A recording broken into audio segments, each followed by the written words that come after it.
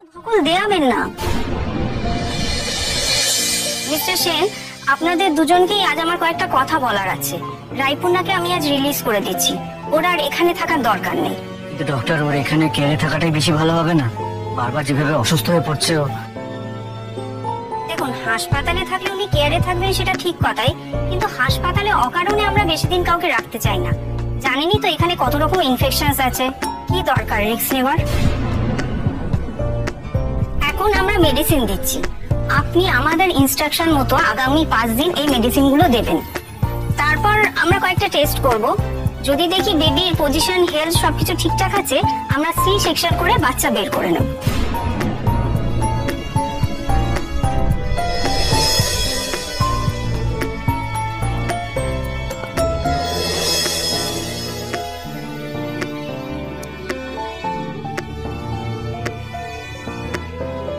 এখনই ওকে বার করে আনবেন? কিন্তু এখনো তো সঠিক সময় হয়নি ডক্টর, তাই না? ওর ঠিকঠাক ডেভেলপ হয়েছে তো? সেটা আমাদের ভাবতে দিন। আপনার 30 উইকস হয়ে গেছে, প্রয়োজন পড়লে আমরা 28 উইকসেও বেবিকে বের করে এনেছি। পুরোটাই নির্ভর করছে মা আর বাচ্চার শারীরিক অবস্থার উপরে। হ্যাঁ, প্রিম্যাচিওর বেবি বার করে আনলে তাকে আলাদা কিছু কেয়ারে রাখতে হয়, কিন্তু সেসব পরের কথা।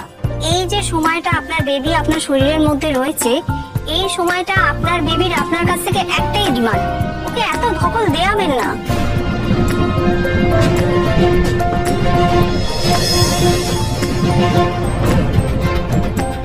আমি আবার বলছি, আপনার বেবির বিশ্রাম দরকার, শান্তি দরকার।